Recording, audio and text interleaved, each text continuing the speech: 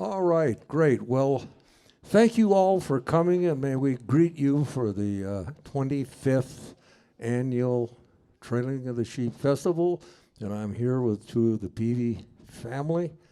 This gentleman I've known for years on my right is the instigator of the whole thing, and one of the reasons we're all here at the hotel today. Not only that, we'll tell some stories about why the hotel is here, because over the years of the contributions of the sheepmen. So without further ado, maybe I'll introduce you to John Peavy, and then his son on his left, Tom Peavy. Well, hi, everybody. I think you have to really get up and kiss the mic, don't you? Yeah. If you can hear yourself, other people probably can too. It doesn't really matter. I want to welcome Tom to the shenanigans here, the storytelling. He's runs our ranch, takes care of the farming and the cattle, and helps his son Corey with the sheep. And we're a 5-generation ranching operation, migratory. We kind of ebb and flow with the seasons. Obviously, we're changing seasons as we speak here, Jerry. Tommy, do you want to say anything? Just we're ready for questions. Hi, I'm Tom. I'm the fourth generation, and Corey's around here somewhere probably, or will be soon. Jacob, 5th generation. Anyway, we just open the floor for questions. That how we're performing this. Well, do you want to start with the history, Jerry? Sure. Ladies and gentlemen, we could give you a quick little rundown of over the generations and as the decades have passed. I served as mayor in the city of Ketchum. When was that? 75, 88. It was a very different place at the time, and it even was more different than the earlier generations of individuals locally that I had talked to. And what was so interesting as it evolved, we kind of figured out the key contribution as to the historical contingencies through the generations as to why we were all here, why the hotel is here. And it all came back to the sheepmen, the sheep, and the railroads. And I was a young guy who worked his way through college. I was a bridge and building crew in the Great Northern back in the 50s, so I thought it was a fascinating story. If you went through that generational and development program, what was so interesting that it all started with mining, and silver was discovered. In a quick word about silver, everyone was mining silver throughout the American West. Silver, that if you reached in your pocket in those days and you put out a dollar bill, it said on the dollar bill that it was a silver certificate. And silver was mined and then stored to support those dollar bills. You could take those dollar bills into the treasury and get silver for an equivalent amount. So everyone was digging up the American West, and the railroads were significant in getting the people in to do that and then taking all those silver ores out. But then they decided to go on strictly on a gold standard and demonetize silver in 1892. So the railroads were built through here to service the silver industry and the mining industry with about 8,000 to 10,000 people, maybe in Blaine County in this particular area. And then over in Mackay it was even a greater number. So then in 1892, they went on a gold standard. The government no longer bought silver. And so all of the mining within these areas collapsed. And the up and the long short of it was that by 1920, there were maybe 100 people wintering in what we now call Sun Valley, Ketchum. So there was a marked decline.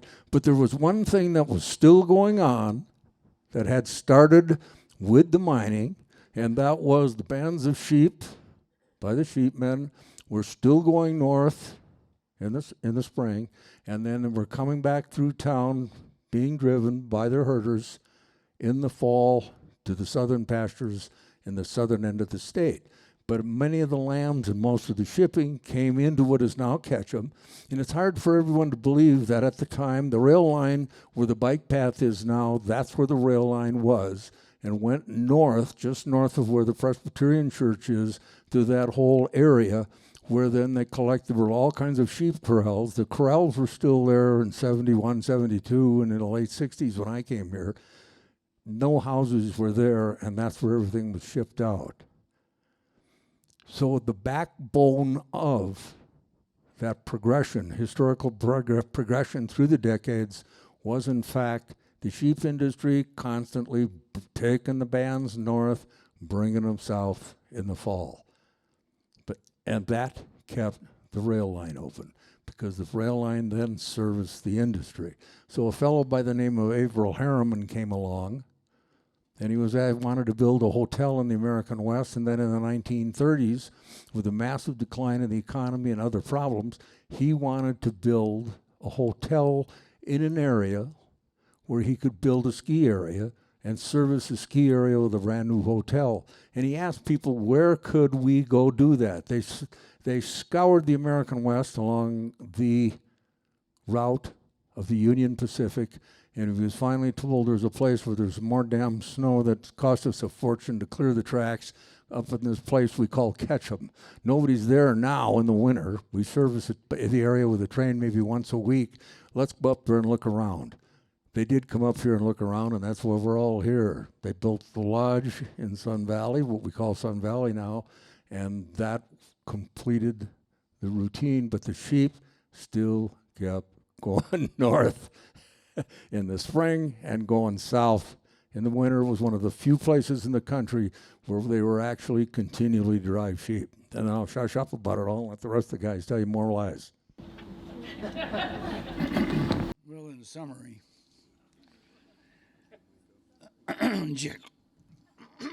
Jerry, we do this festival every year, and we learn a little bit. And one of the things that I picked up over the last year is that the wool from the sheep was a very bulky commodity, and that was the main source of income for the sheep ranchers that had been here raising meat for the miners. But getting that wool on out to market, so they pay their bills, it was necessary to have the railroad. And I think that was kind of a west-wide step in the development of ranching and mining and lumber and all the commodities. But moving the wool from the sheep took a lot of the train. Do we have any questions, Tommy? Here's the lady. When you say you drive the sheep from north to south, how long of a distance is that? The migration is about 100 miles, and the ranches are amalgam of BLM, Bureau of Land Management, dry or desert country, U.S. Forest Service country at the north end, and then a mix of foothill country and then deserts, and ending up at a lambing shed someplace along the Snake River. So 100 miles is easy. Sheep ranches are enormous. We share a lot of the country with other sheep ranchers, and yeah. It's vodka. Wish so. Any other questions? Way back in the back. Story of would you please tell the story of the puppy that stayed with the sheep that fell? The story of the puppy. That stayed with the sheep? Oh, sure. They're wonderful stories, and we have amazing dogs. They evolved over the centuries of man's development and the culture of humanity. We had a dog, border collie, who was missing when the sheep were transcending from the deserts to the higher country. And the herders had this dog that they really were fond of, their best dog. And when they got to where they were going on the lower end of the ranch, the dog was missing, and they didn't worry much about it because they knew he'd try to follow the camp. But he didn't show up at noon. He didn't show up that night. But they were really worried by the next morning, so they flagged one of our pickups down, and they went back where they'd last seen the dog.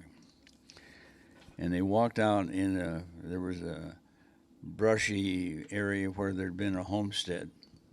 And then on the homestead, there was a cement-walled basement, about 7-8 feet high.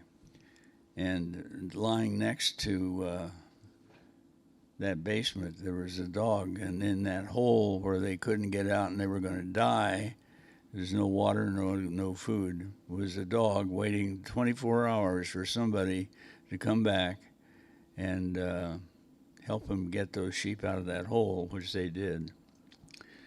And it's pretty amazing. And you know, in the history of the sheep ranching, I always like to go way back to when man migrated out of Africa and headed out across the countryside of Siberia.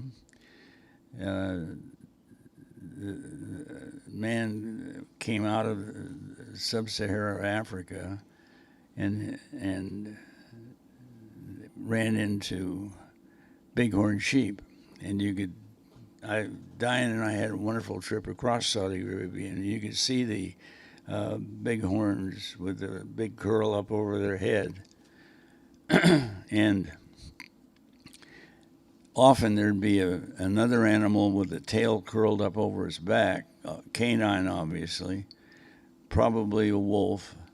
And I think it's just so obvious that man ran into these two resources, took that lost puppy back to the cave, raised it, taught it to stay with him and herd sheep. And the sheep needed to learn how to stay together, and so they didn't get picked off by the many predators. So you've got the wolf who was looking for a family of man filled in. You got the bighorn sheep, and the two together, just obvious that's had to be one of the steps that mankind had. You know, with the flocks and the dog, they were mobile, and man, on the nutrition side, we were a lot smaller than we are now, and the reason we grew up is that high quality protein, and that sheep provide. So I'm out here going to bat for the evolutionary step of finding a wolf, taming it, and prospering, migrating on across Asia. All those countries we learned were with the hard to pronounce Kazakhstan and yeah. Anyway, that's a lengthy. Thank you for the question, Laura. Yeah. How many days does it take when they start 100 miles north, do their 100-mile trek, and how many sheep are moving at once? Well, in the summertime, the lambs are usually shipped. Our operation is a little different than everybody else's, but most people had a lambing shed somewhere along the Snake River, almost 100 miles south of where we are here. And they'd buy alfalfa hay to feed the sheep through the lambing process and to finish the winter country. And the miles that you travel depend on where the places you have established as a grazing area. You may find a state section or something, and it might last 4 or 5 days, and then you go on. So it kind of varies, but 8 to 10 miles a day is a pretty good jaunt for the sheep. And the ones that are coming through today are probably pregnant, and they'll be having babies here in 2 or 3 months. Good question. Yeah. Speaking of the wolves, I don't want to start an argument, but how's it working out in Idaho today with the wolves? Well, it's they're here, and believe me, we're not thrilled. I think the wolf advocates need to recognize that the animal does need to be managed, and I think that's somewhere there. That's a middle ground. They object if a wolf gets in trouble and gets shot in the process of killing somebody's animal. It'll shake out. The legislature really overreacted. I think there's a lot of people who would agree with that, but on the other hand, you do need to manage the animal. That should precipitate a whole bunch of questions. Actually, this goes back to the previous questions. Are sheep still trailed through Laidlaw Park? No, there's sheep grazing in Laidlaw Park, yeah. We have some rights up there. I think we don't use them, but there's a big area south of Cary, probably 200,000 acres, and then next to that there's the thing called Laidlaw Park. It's a kaipuka. That's those of you from Hawaii know what that is. That's a enclosed area by lava flows that are impassable. Okay, and Laidlaw Park, I think 110,000 acres, and there's a number of families in and around Cary, Dietrich, and so forth that have AUMs that they can activate and take animals out to Laidlaw Park. And it's an area that has no fences except cross fences. The perimeter fence is just lava flow. And it was developed by Jim Laidlaw back in the turn of the last century. Yes, the question was, yeah. How many times a year do you shave the sheep, and then how long do you continue that, like their whole life, and how long do they live? We Go ahead, Tom. shear once a year. And what was the other part of the question? Well, how long does a sheep live? We run ours about 8 years, and then they'll usually end up on a small farm flock where they're enclosed in greener pastures. And the country we run on, a sheep, when they lose their teeth, won't do very well out on the tough, dry feed. But someone will put it in their farm flock and get a few more lambs crops out of it. 10, 12 years probably. Yeah. I heard you talk about the fleeces and the bulk and everything. Have you shifted to more of a meat operation, or are you still a wool operation? Well, all the sheep you'll see today are both. And the wool's getting more valuable as the lamb. We partner with a very good sheep man, Forrest Arthur. Told me yesterday that he'd shipped a lamb with they averaged $480 some a head. So believe me, we're searching for something to bitch about.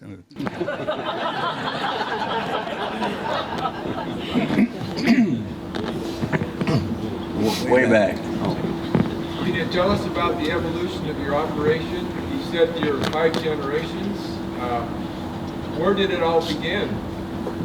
My maternal grandfather came out through Nebraska and lost a farm. The family lost a farm there, and then he moved to western Kansas. And thank God he moved on a little further than that, because that was about 1906, 1907. And he ended up in Gooding and befriended the town is named after a guy named Fred Gooding. Fred ended up in the U.S. Senate and then died, and they appointed my grandfather to take his place. He actually was appointed twice to the U.S. Senate. He helped bring the water across southern Idaho. You folks that drive in and out of out of Shoshone, north of Shoshone, there's that concrete ditch that crosses under the road. That was John Thomas's project, and it took him two appointments to the U.S. Senate to get it done, but he did. And one of the other things is of note, in 1929, he joined forces with the Eccles from Salt Lake and formed the First Security Corporation. Now, how would you think the timing of 1929 to start a brand new bank? But one of the clever managers they had hung a banner outside the bank when all the other banks in the state and the town of Gooding were locked up, closed at 2 or 3 in the afternoon to keep people from taking their money out. They thought about doing that, and instead they hung a big banner on their outside that said, "You want your money? Come and get it. We'll be open late." And miraculously, the First Security Corporation made it out of the Depression intact. But families have a lot of risk takers in the family, Tom. Yeah, I was going to finish his question. He bought the west side of our ranch in 1929, I believe, and then passed it on to his daughter, Mary Thomas Peavy Brooks, who about 1960 My went mother. over to Dad, and then 10 years ago, Dad passed it on to myself. Yeah. What's the size of your operation? How many bands? Well, go ahead, Size of Tommy. the operation? We got 1 band of dries and yearlings and 2 bands of ewes and lambs. Approximately in our bunches, 850, 900 ewes, and the lambs will vary depending on how many of them twinned and stuff. Could be 1,200, 1,300 lambs in a band. Do you know the Palisades Reservoir near the Idaho-Wyoming border? It's very low this year because of drought, and I was surprised to see at least 1 herd, maybe 2 herds of sheep feeding. What is there once the water disappears? What is there that would make it worthwhile to bring in the sheep? What would they eat? Well, all the things that the antelope and the deer and the elk eat, they share that. No charge.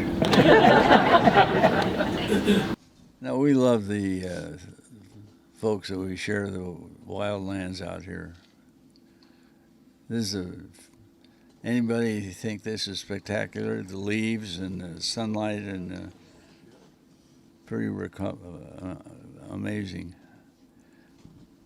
This question may have already been asked, but what are you doing with your wool now? There's we dedicated the memorial, or the monument, yesterday, and one of the donors was an outfit called the Utah Wool Marketing Co-op. In Western agriculture, you do find a number of cooperative situations set up that handle jobs that individual single ranchers wouldn't do very well with. Selling the wool is a big deal. It's become more important to us as time goes on. Was any of it going into clothing? Did you hear that? Does any of it go into clothing? Oh, yeah. Yeah, Tommy, go ahead. Yeah, the co-op ships the wool to China to get processed and bring back blankets and clothing and whatnot. There's a few small outfits in Montana. I don't know if you were at the fair yesterday, but they're doing wonderful things, finer wool chemicals and making so it's not as scratchy as it used to be in the old days. Yeah, go into a clothing store in a mall and start looking at little tags that they put in the collar. It's China, China, China, Vietnam, China, China, China, Vietnam. Nothing made in the United States, except the wool. Did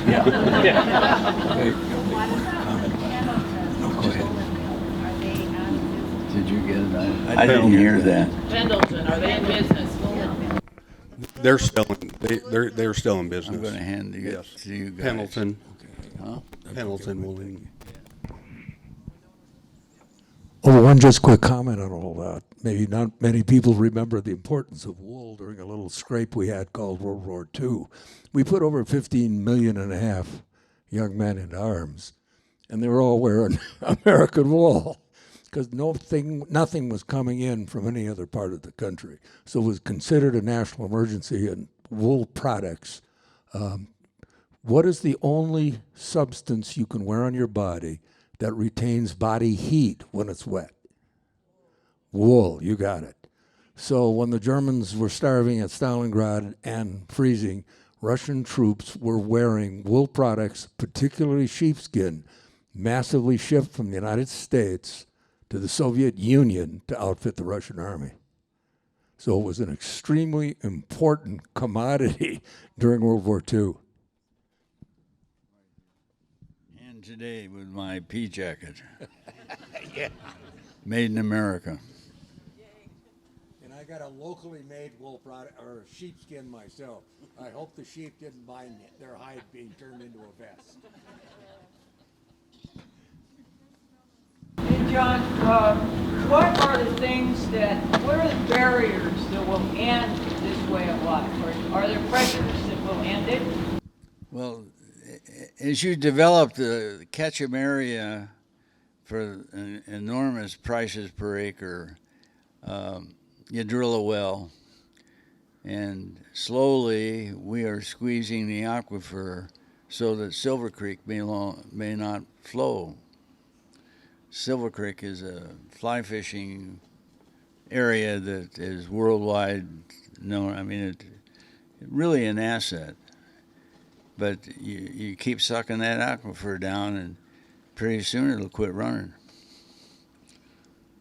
There's a water war brewing right now between people who get irrigation water south of this area and people who still farm but decided to drill a well and got, if you buy an existing ranch, you often get ancient water rights, 1880, 1890.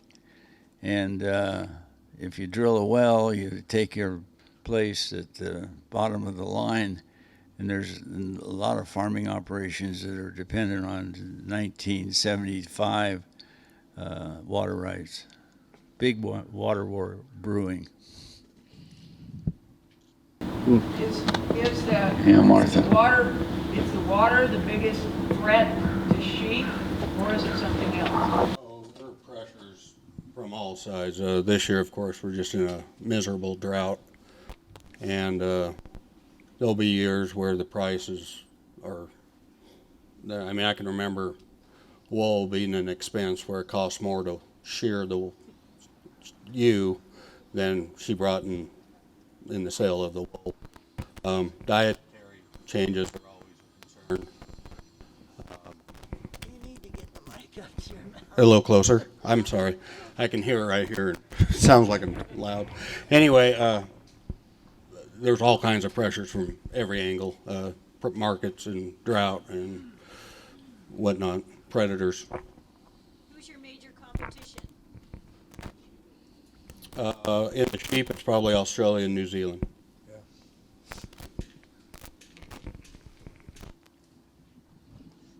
What is a pound of wool worth on the market today? It depends on the fiber diameter. And ours sells for right around $3 a pound. The wool on the sheep that we come through town are probably 2/3 of that, a couple of bucks. The finer, we drive a great distance to buy Rambouillet, high quality Rambouillet rams. And the rancher is at the forefront, John Helly in Dillon, Montana. But he has really worked hard on finding the genetics that produces the finer wool, how big the lamb is, how much milk the mother gives, how much growth there is after you take the offspring, the lamb, away from its mother, how fast they gain. All important fibers in it. Very, very progressive. And Tommy topped the sale, I think, this year with a $3,000 ram. Don't you want to brag about that, Tom? I sat next to him and cheered him on.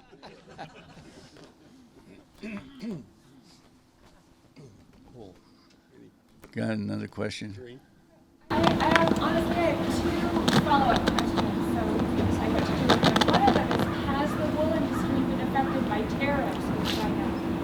And the other one about selling is, I wonder if it's worth your time ever to connect with the kind of U.S. companies that do market themselves as using U.S.-grown wool. Like, I'm wearing a garment today from the company Ibex, which markets itself as selling, American-made products from American wool. Maybe that's fussy and takes a while. We would more readily sell it in the United States. Those companies you speak of aren't quite big enough yet, and support them, please.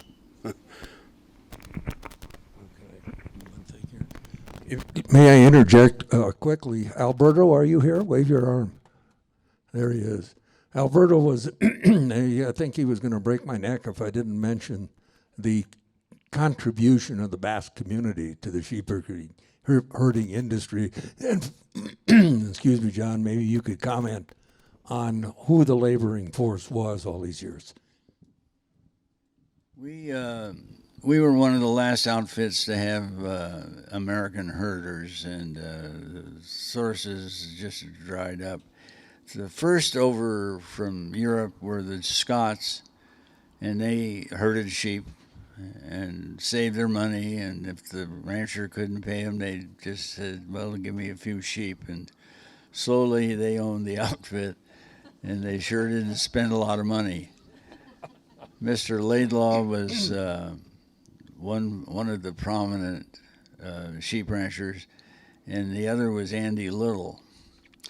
I got a good story there. Andy was probably the biggest sheep man in the United States. He grazed the whole southwestern corner of Idaho, and depression came and had trouble paying the bank because the bank wanted to be paid. And there was a meeting over dinner, I think, that the banker was telling Andy Little that, well, Andy, you don't have to be the biggest sheep man in the United States. And Andy came back, well, no, but if you foreclose, you're going to be.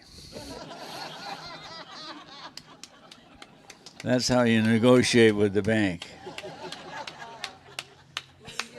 And anyway, after the Scots, the Basque came and did the same thing. They saved their money and they took their wages in sheep. And as the West developed with a lot of federal land, they established an operation and hung in there. And now they own a lot of the sheep ranching.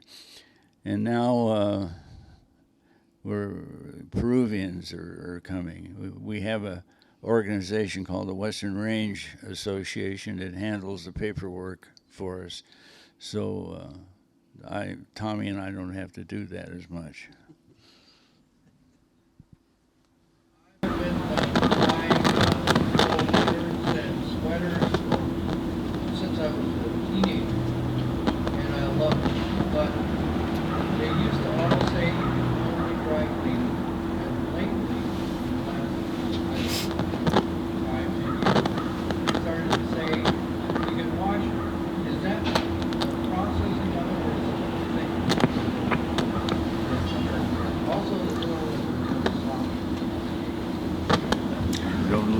I do not know. He wants to know. What's that? He wants to know. Washable wool is called superwash, and the reason that you can wash it is because it goes through a process that changes the scales or removes the scales on each individual fiber so that when it is washed, they don't felt together. And that keeps it from shrinking. Huh. Thank you. Kim, how do you wash your wool?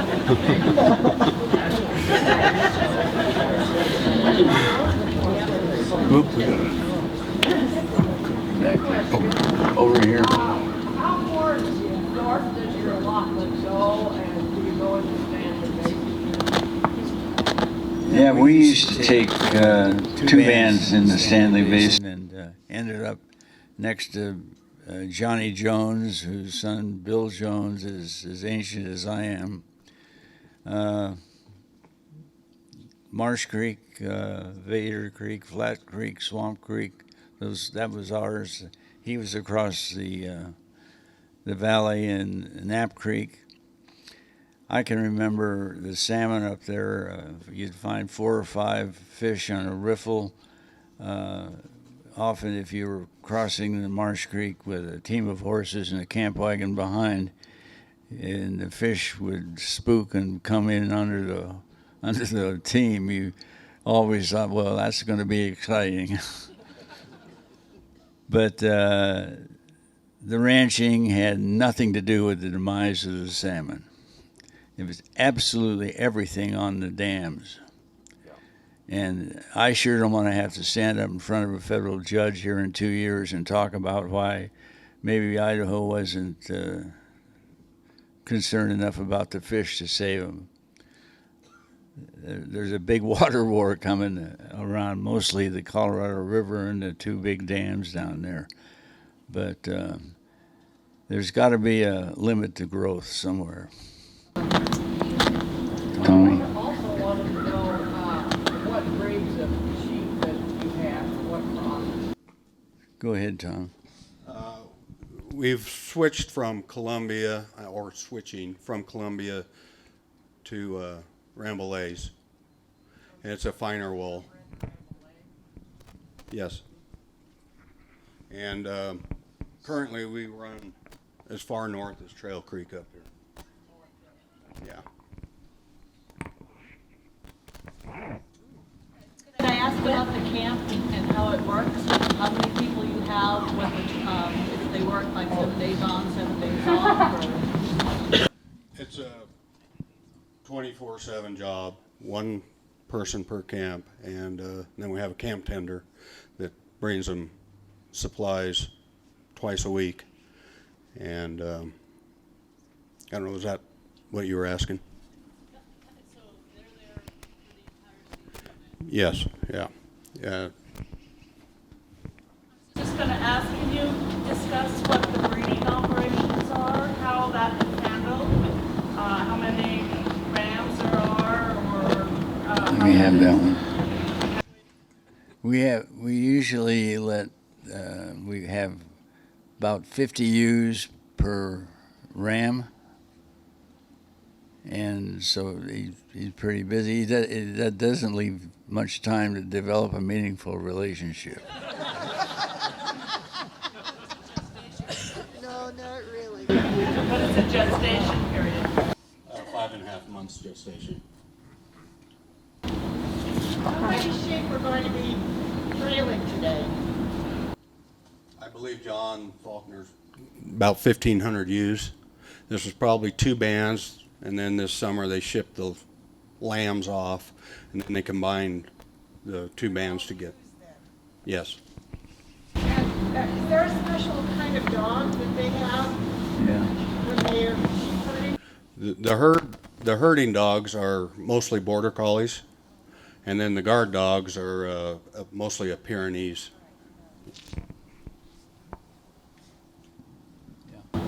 When the herders are bringing the sheep through and they go 8 to 10 miles a day, where do they stay overnight? Is there a structure? Those white covered wagons that are pulled behind a pickup. Used to be pulled with horses. Sheep wagon, sheep camp, white covered top. How many dogs do you have per band? Currently, we're running about 3 guard dogs per band, and anywhere from 3 to 4 border collies for the herders. Sheep with painted spots in the back. That's to do with breeding. When they lamb, they paint a brand on the lambs, on the babies, and so if you start out with red brands, you'll also put a red dot or something on the ewe.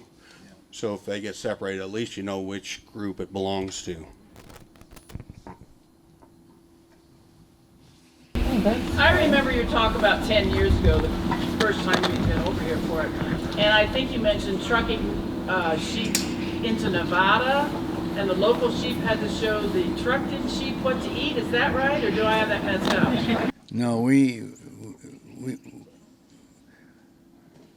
years ago we couldn't afford to buy the hay to get the ewe through the winter and through the lambing sheds, the lambing process. And so we started searching for a place that we didn't have to feed hay. There are a number of places. California had 2 or 3 groups that we worked with for years. And then economics started working against us. And the price of pasture in California, where we thought we'd found a heaven, went to about 25 cents a day. And about that time, I ran into a winter allotment. I was supposed to rent it for the winter. Instead of that, it sounded so good, we bought it. And the pasture down there in Nevada is 1 penny a day. It's actually less than a penny compared to the 25 cents we were selling or paying in California, plus the negative of an enormously expensive trucking bill from Idaho all the way into the Central Valley. And right now we do truck from the southern end of the ranch, where our BLM winter allotments are, from there down into Nevada, south of Wells. It's a much shorter haul, so that really pencils out. And Corey and Tommy were really pointed that out to the board of directors and me and Tom and whoever else. But anyway, we're probably one of the few outfits that does not feed any hay. Our sheep don't get any hay. The pasture down there in Boone Springs allotment is a salt sage. And first time I went down there, I looked at it and I thought Dad was crazy. I thought I wouldn't turn a jackrabbit loose on this stuff. It's all sagebrush. And yes, the sheep had to kind of be trained to eat the sagebrush, but my God, they do great on this feed. We actually had to buy a few ewes that had wintered in Utah on the same kind of feed, and to teach our ewes what the hell to eat. They'd get off the truck and look around and where in the hell's the grass? And what are these guys doing to me? But they really do well. They fatten up. They're happy. They get off the truck and they don't go from here to the street. They're just nibbling on top of the sagebrush. Did the sagebrush change the flavor of the meat? Not that I'm aware of. Didn't change the flavor of the meat, the sage. Oh, I'm sure it does. But that's early in our operation, the birthing and then the growing up and maybe some feeding afterwards. The lambs actually aren't born down there and don't eat the sagebrush. The mamas do. What's your lambing season? May, early June. Could you comment on the history of associations like the National Wool Growers and the importance of that? Well, yeah, one of the ones that actually Tommy's on the board of directors. I served on the board for a number of years, and he took my place. The Producers Livestock Marketing Association, and it consists of a lot of sale yards throughout the West. And one of the really wonderful aspects of that Producers Livestock is that they will buy if there's a kid that wants to take over and pay his father off, get the dad's money out of the cow herd, they'll pay the bank off, put their brand on the cow, and let the person have all the income and pay all the expenses minus a little bit of interest. And it's a really good program they've got. Okay. Could you speak to the diet of the dogs? What do you feed them? We have a bulk supplier in Buell, and we buy it by the ton. It's a dry kibble.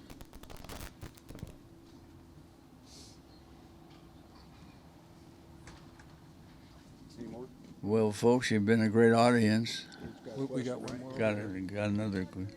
Trouble with the cattle and the sheep on the open range. And you haven't talked about the black sheep in your They don't really compete on the same country. The sheep love to climb. They like to sleep on a ridge top where they're further away from the predators that might be looking for something to eat along the streams and the meadows. The sheep eat something, they eat weeds and flowers. The cattle like the grasses, wetter areas, the bottomlands. So light use of each works out. My grandfather really appreciated that. Wool check and the lamb and the calf, and they don't compete with each other. Depending, of course, on how intensive you graze. Any questions?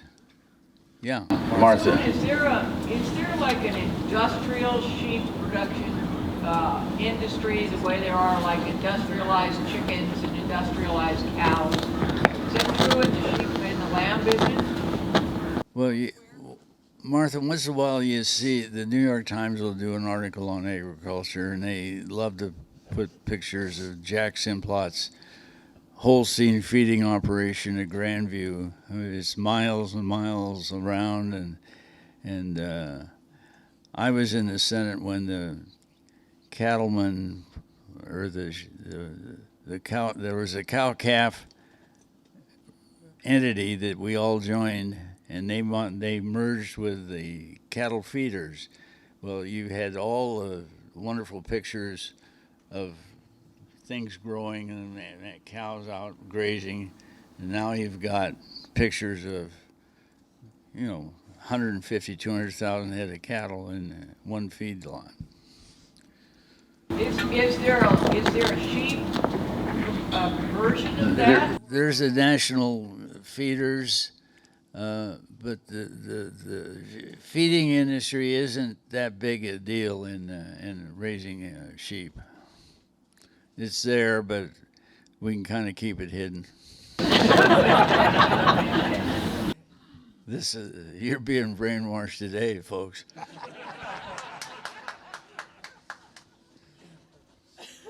You sell your lambs then as grass-fed? Do you sell the lambs as grass-fed? We do not anymore. When we changed to a May lambing operation, it's pretty hard to get them fat enough by time winter comes in. So they end up in a feedlot. That's one of the big drawbacks of range lambing in May instead of in December in California on pasture. It really depends on what you call grass-fed. I mean, all these animals are grass-fed for a long period of time, but from the grass, when winter comes especially, they move into a feeding operation.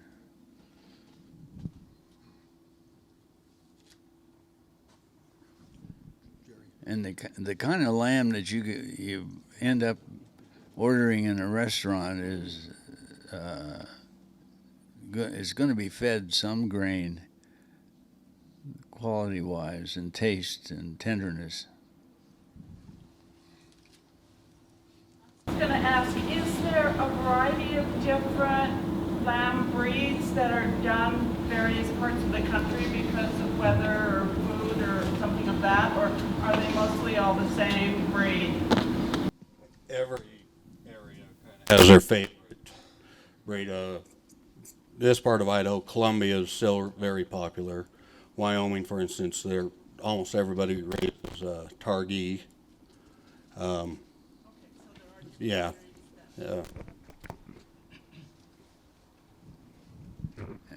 If you have sheep in a feedlot to finish them off, then do you have to start using antibiotics and that sort of thing to keep them healthy? Very little. Just a few sick ones that get a shot. But as far as we vaccinate them for a respiratory disease, and then that's about all they really get as far as medicines.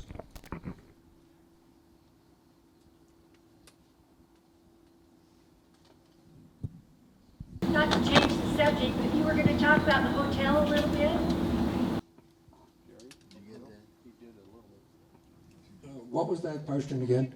You were going to talk about the hotel, a little bit of background on the hotel. Did you say that early on?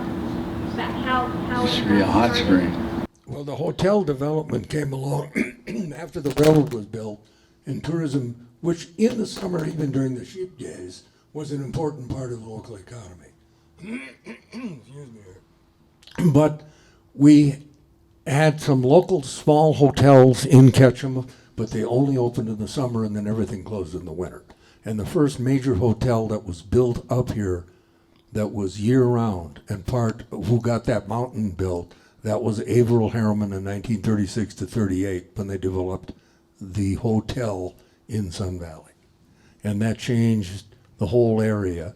And it's interesting that during a period of time here back in, well, it was in the 60s, Ketchum had more people in it, a larger population than did Haley or Bellevue, by far. And then we evolved and we went back into a very strong summer resort economy. I always remembered when the local option taxes suddenly became more important in the summer than they did in the winter for the city of Ketchum. So we have had a historic, what would you call it? A kind of historic condition that tied together with our foundings, which was the sheep industry. So, we're all here because these fellows kept these woolies coming. There's no other explanation for it. There's nothing in Mackay. Mackay, when the mines closed, Mackay closed. There's no one over there in Custer County. It's about 4,000 people. But this became a burgeoning resort community, and it was due to the fact that the sheep industry kept everything alive. When I was a kid, sheep industry, thanks. Thanks a lot. What was that? Say it again. I just wondered, when I was a kid, there was a hotel on Main Street, or I don't know what it was, but it had a swimming pool that was a hot spring. Does that exist? We're sitting on it. Okay. Yeah, that was Bald Mountain Hot Springs, and that was open primarily in the summer during those years as well. But they used to use it for heat. But they used it, yeah, at one point in time, the city of Ketchum, where our water supply was so low after we put in a new water system, that we piped in some of the water from the hot springs to keep the pipes and everything cooking. So we had enough water in there to, until the community grew, we kind of put in an infrastructure that was way ahead of where our growth was. Any other questions? Because you get a hold of these guys. These guys know a lot about this stuff. So if you've got some more questions, please answer. Where do you send your lambs to be butchered? Usually in March, February. Where is that? There's several plants around Texas and California and Colorado, and just kind of depends on who's paying most. How does the New Zealand lamb industry affect you? Does it? The lambs from New Zealand, do they affect Idaho? Yeah. We watch that all the time, and I'm one of the few people that's always cheering for a weaker dollar. I don't call it a strong dollar, I call it an overvalued dollar. Martha. I've got another question, John. So, I think you really need to tell these people the story of the grave above your house. Laidlaw. Is it Mr. Laidlaw from Boise? Gone. Yeah, I'll do that. Jim Laidlaw left in his will, stated that his two sons were going to bury him up on what we call a knoll. It's about a 500-foot high little knob in the upper end of our big meadows over there. And he died in January. And there were lots of generations of Scottish people that wanted to come pay their respects, so they knew they couldn't have a service in January, so they put him in cold storage and waited until spring. Went up on the knoll, and the knoll's there because it's just solid rock. So they couldn't dig a hole. The crowbars and iron just bounced right back when they were trying to dig a hole big enough for a grave. So they got a contractor with a pneumatic air compressor, drilled holes, put dynamite in, and blasted a hole. And everybody came to the service, and there was a big hole. And they started to cover the Jim Laidlaw, and a guy by the name of Jim Telfer, another Scot, ancient, same age as Jim Laidlaw, had a bottle of Johnny Walker Black Label Scotch. And the old timers that knew what was going on waited around, and everybody else went down to the house to have something. And they opened this bottle of Scotch, and they passed it around, and everybody took a draft. And then they pour some on the grave, and nobody knows how much is left, but it's buried in Jim Laidlaw's grave, a part of a bottle of Scotch. And then she died about 10 years later and wanted to be buried up there, of course. And they couldn't dynamite again because they'd blown him clear out of the water. Out of the ground, not the water, but and they would have broken the bottle of Scotch too. So they cremated Mrs. Laidlaw, and our current governor's mother was raised in the Laidlaw family in our cabin up there, Genevieve Laidlaw Little, and it's kind of a close-knit community. The Laidlaws, the Littles, all the other people that came over and worked for Scots and the Basque. Great story. Thank you. That was Geraldine. Geraldine. Okay. Genevieve was the mother. And what happened to the Panama breed? They just used them up, I think, and didn't replace them with Panamas. I mean, they look very similar to our sheep. The Panama had a black face, and the wool, you want a white, all white wool, and so the Panamas the wool wasn't worth hardly anything, so they switched and went to a Columbia ewe and a Suffolk buck versus a Suffolk ewe and a Columbia ram.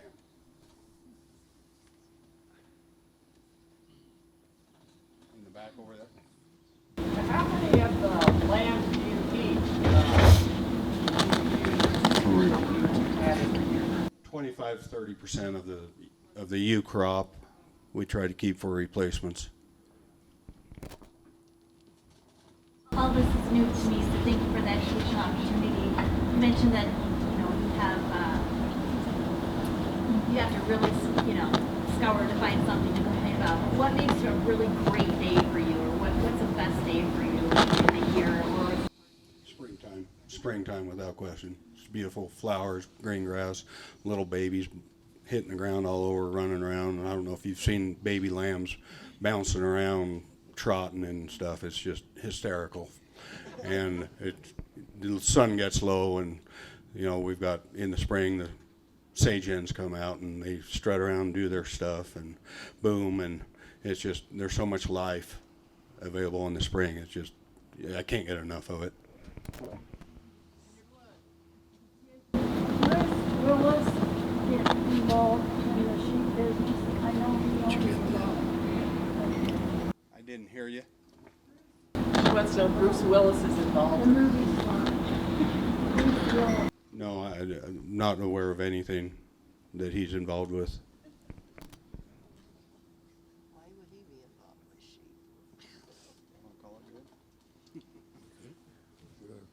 You want to wrap it up, John? Okay, we got a question right here. I wonder if, in terms of the history, if you could comment on the size and number of operations. Like, I think there used to be a lot more total sheep, right, run in the two valleys, and do people have to get bigger to stay in business? How has that worked? Yeah, that's the story of agriculture in the 20th century. Get big or get out. You go out to buy equipment, and the equipment to put up baled hay, you couldn't do it with $1 million. It takes more capital to put that equipment together, the swathing, the raking, the baling, the picking up, and then the unloading. And that's kind of the story of agriculture. Big is good, inefficient little family farms just get out of the way. For about 50 years since the war, since World War II. And I think with the pandemic, we have people now working from home. They don't have to have a subway ticket. They don't have to drive. They don't have to do a lot of things. And they've got money in the bank, and they've got money in their pocket. And they get bored at home, so they buy books and maybe even a recipe book. And they get tired of chicken, and they try maybe some lamb. And there's some good days coming in agriculture, I think. I'm very optimistic. Should I wrap it up? Go ahead. Well, if you have no further questions, we have one question over here. Why is it so dang hard to buy American lamb in the grocery store? I'll let John handle that one. What was the question, Pam? Why is it so dang hard to buy American lamb in a grocery store? Well, you need to ask the butcher and the Atkinsons and whoever owns Albertsons why they don't carry lamb or U.S. lamb. Atkinson's is pretty good. They charge an arm and a leg, but there are people living in your community south of Bellevue that could provide a lamb, I'm pretty sure. We got a wonderful example of a 4-H woman who kept her lamb and got it bred and started saving lambs, and she's servicing restaurants now. It's an easy business to get into. You need a pickup truck, and that's about it. Oh, to further answer the question, there is a massing effort by importers of some foreign-owned and American as well, who changed trade policy in the 60s to bring in foreign lamb, New Zealand, and give them trade breaks so that those inexpensive lambs who did not have anywhere near the kind of product that we had raised here in this country with the problems we had with multiple use on public lands. And so they were able to reduce import duties and bring in a lot of lamb. So that's the background to some of that. Now, John says nuclear submarines might have had something to do with it as well. That tipped the trade advantages to Australia and not New Zealand, who welcomed Greenpeace and the anti-nuclear aspects of our military. Well, how are we doing on time? We could maybe probably wrap it up. We got a great sheep drive coming through town, and thank you all very much for being here. Thank you. Tom, John, and myself. I hope you thoroughly enjoyed the program, and we'll see you next year. Eat more lamb. Eat more lamb. 1,000 coyotes can't be wrong. I'm sure they are.